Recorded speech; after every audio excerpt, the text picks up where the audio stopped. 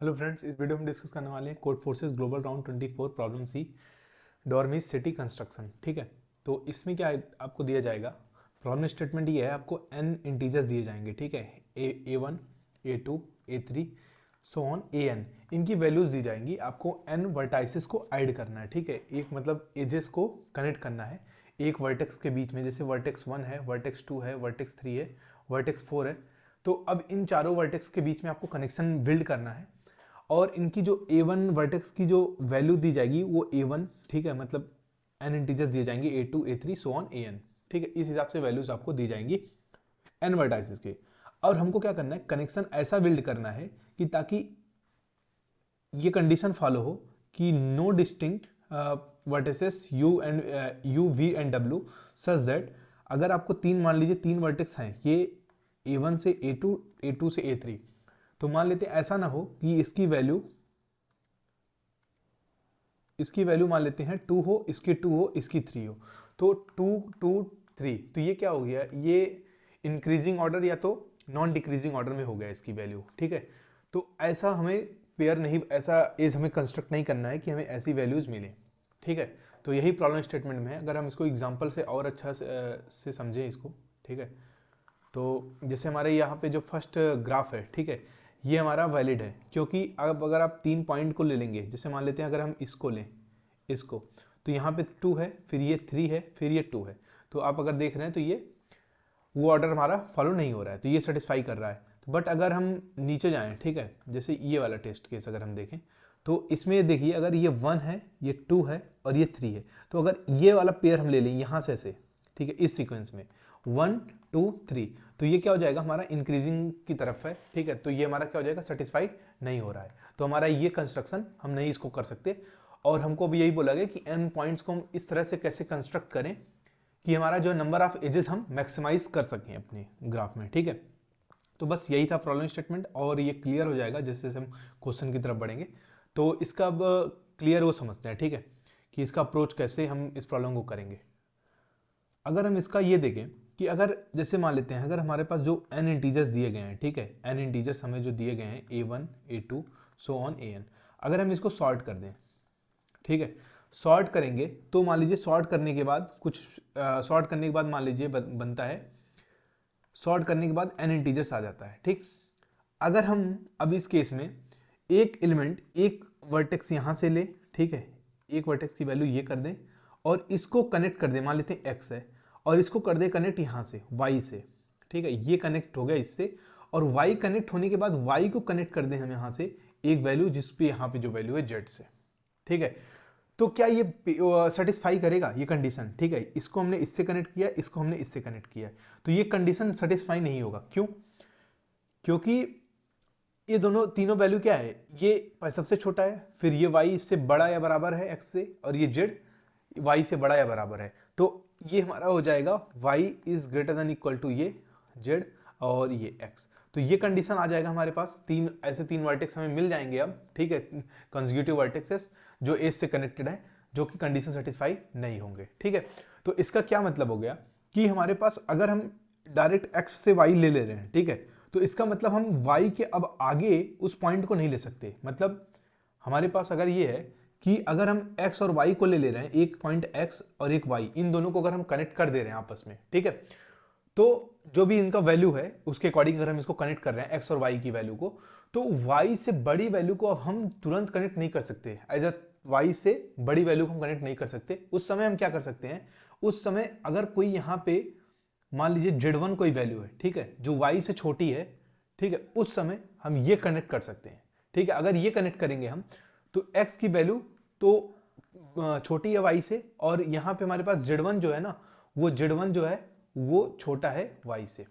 तो ये कंडीशन अभी ट्रू हो जाएगी क्योंकि सीक्वेंस में हम नहीं ले रहे हैं। ठीक है, सीक्वेंस में z1 जो हम ले रहे हैं y से छोटा ले रहे हैं। ठीक है, या तो हमारा z1 इधर आ जाए, ठीक है, x के इधर, तो मतलब हमारा कहने का ये मतलब है कि अगर हम आप x यहाँ पे ले रहे हैं कोई, ठीक है, y कोई पॉइंट यहाँ पे है, तो z जो आएगा वो इसका ये रीजन नहीं हो सकता। ठीक है, z का जो रीजन होगा वो ये होगा।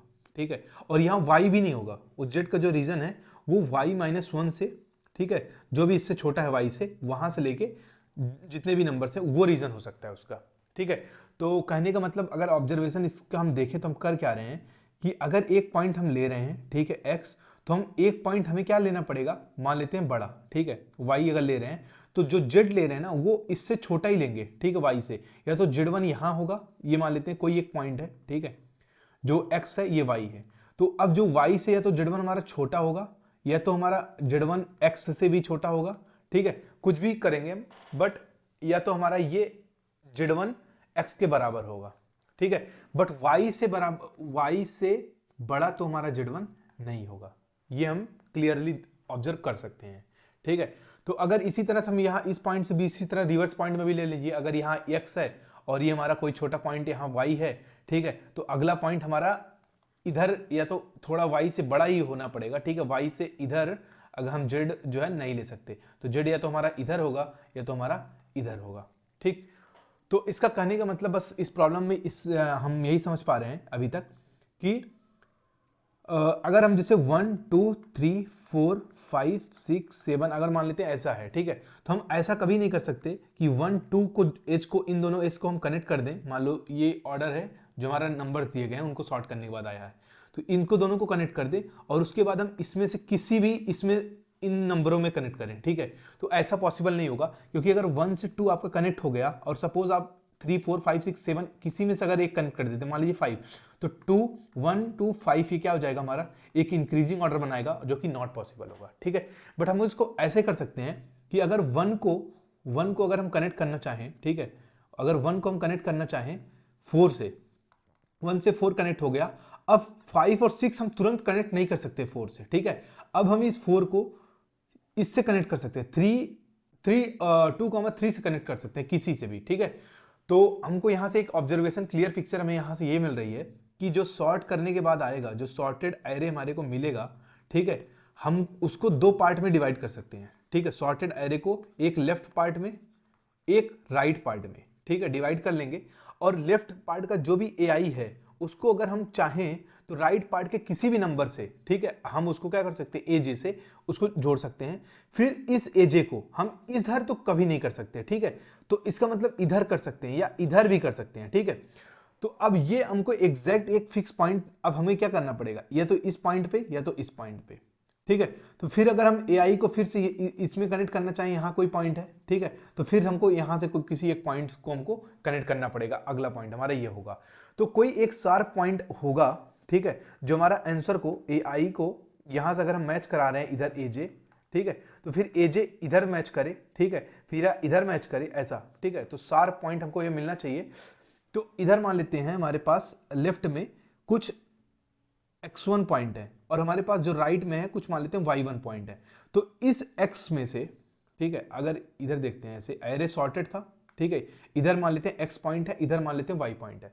तो इस a1 a2 a3 जो भी होगा x पॉइंट और इधर जो भी y पॉइंट्स हैं, इसको इस पॉइंट को अगर हम उठा रहे हैं तो किसी से भी इधर y पॉइंट्स में से किसी भी y पॉइंट से हम कनेक्ट कर सकते हैं।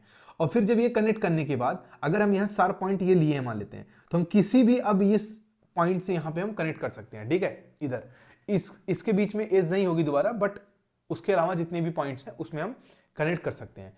तो अगर हम यहाँ पे क्लियर पिक्चर या ऑब्जर्वेशन वहां से देखें, ठीक है, प्रॉब्लम से अगर देखें, जैसे ये है, एक एग्जाम्पल लेते हैं यहाँ से 7 2 4 5 1 4 6 3 7 4 2 3, ठीक है। तो अगर इसको हम सॉर्ट करेंगे तो क्या आ जाएगा हमारे पास, इसको सॉर्ट करने के बाद हमें मिलेगा कुछ ऐसा 1 2 2 3, ठीक है, 3 4 4 4, ठीक है, और फिर मिलेगा 6 7 2 बार है, ठीक है, फिर उसके बाद 9 है, 3 3 6 3 9, हाँ, ठीक है, 12 नंबर। तो अगर हम इसको किसी एक पॉइंट पे हमें इसको ब्रेक करना पड़ेगा, मान लेते हैं, ठीक है, इस पॉइंट पे हम ब्रेक करते हैं इसको, तो क्या आ जाएगा 1 2 2 3 3, ठीक है, और इधर हमारे पास क्या हो जाएगा 4 4 4 6 7, ठीक है, 6 7 7 9, इधर हमारे पास 7 पॉइंट, इधर 5 पॉइंट। अब इस 5 पॉइंट को, इस 5 पॉइंट को हम किसी भी एक पॉइंट से कनेक्ट कर सकते हैं इधर, ठीक है। अब ठीक है। और अब इस पॉइंट को ये 1 जो है इससे भी कनेक्ट हो सकता है, इससे भी हो सकता है, इससे भी हो सकता है, ठीक है। किसी भी पॉइंट से कनेक्ट हमारा ये 1 हो सकता है। तो इस 1 के लिए हमारे पास कितनी पॉसिबिलिटीज हैं? 7 पॉसिबिलिटी। फिर इसके लिए 7, फिर इसके लिए 7, तो कितना टोटल हमारा आंसर जो बनने वाला है 5 × 7। इधर कितने नंबर्स हैं? 7। तो 5 × 7 एजेस हमारे पास बन सकती हैं। बट ये एजेस इंटरनली नहीं बन सकती। मान लीजिए 1 से अगर हम सोचें कि 2 में बना दें, 1 से 2 में अगर एक हमारी एज बन गई, अगर अब कोई भी एज हम मान लो 4 से बनाते हैं, ठीक है, मान लेते हैं हम कोई भी एज 2 का, मान लेते हैं 2 वाला एज कोई 4 से बना देते हैं, ठीक है। तो 1 2 4 ये क्या बन चुका है? एक इंक्रीजिंग ऑर्डर बन चुका है। तो इसलिए हम क्या करेंगे, इधर से अगर एक पॉइंट लेंगे तो इधर से भी कोई भी पॉइंट ले सकते हैं, फिर उसके बाद इस साइड से भी कोई भी पॉइंट ले सकते हैं, ठीक है। तो इस साइड से इस तरह से हम करते जाएंगे, ठीक है। तो बट अब ये हम शार्प पॉइंट आएगा कैसे, अब वो बस हमको निकालना है कि यार वो शार्प पॉइंट मिलेगा कैसे, ठीक है।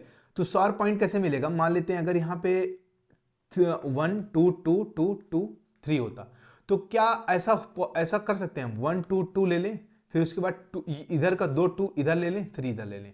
अगर हम क्या करने सोचेंगे, हम सोचेंगे यार इस वाले 2 को ले लेते हैं, इस वाले इधर को एक मैच करा देते हैं, तो 2 मैच हो गया 2 से।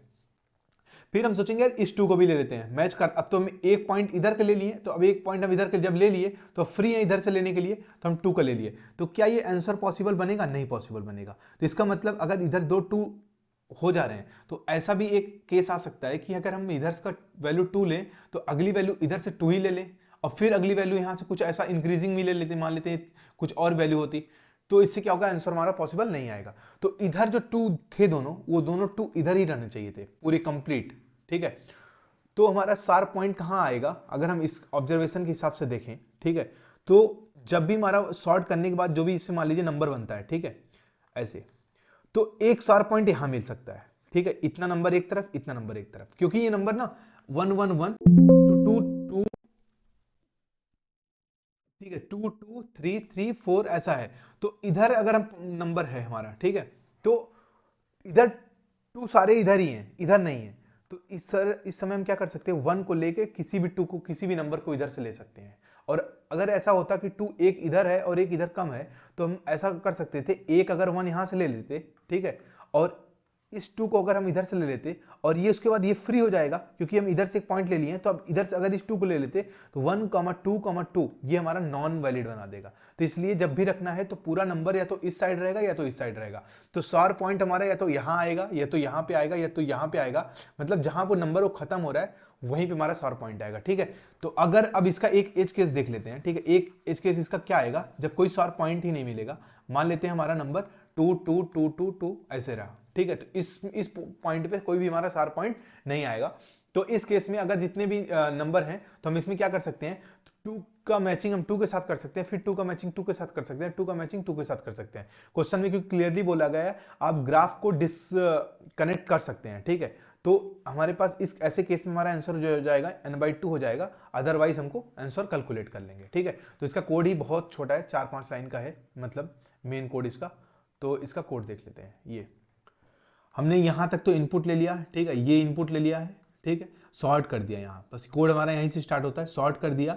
अगर वेक्टर का पहला एलिमेंट और वेक्टर का आखिरी एलिमेंट बराबर है, इसका मतलब सारे एलिमेंट बराबर हैं उसमें, तो हम सिंपली n/2 रिटर्न कर देंगे। अदरवाइज हम एक मैक्सिमम 0 कर लेंगे।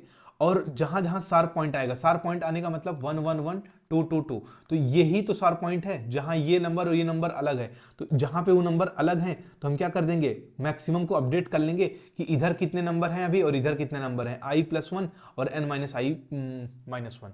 तो उधर को हम मैक्सिमाइज करते जाएंगे और जो भी रिटर्न हमारा आंसर होगा मैक्सिमम उसको हम रिटर्न कर देंगे, ठीक है। तो अगर अभी भी इसमें कोई भी लॉजिक में डाउट आता है या कुछ भी कॉन्सेप्ट में अभी क्लियर नहीं है तो आप उसको कमेंट सेक्शन में पूछ सकते हैं, ठीक है। तो आप चैनल सब्सक्राइब नहीं किए हैं तो चैनल प्लीज़ सब्सक्राइब कर सकते हैं, ठीक है। लाइक करिए, शेयर करिए, और मिलते हैं अगली वीडियो में, अगले कॉन्टेस्ट में, ठीक है। Thank you for this video.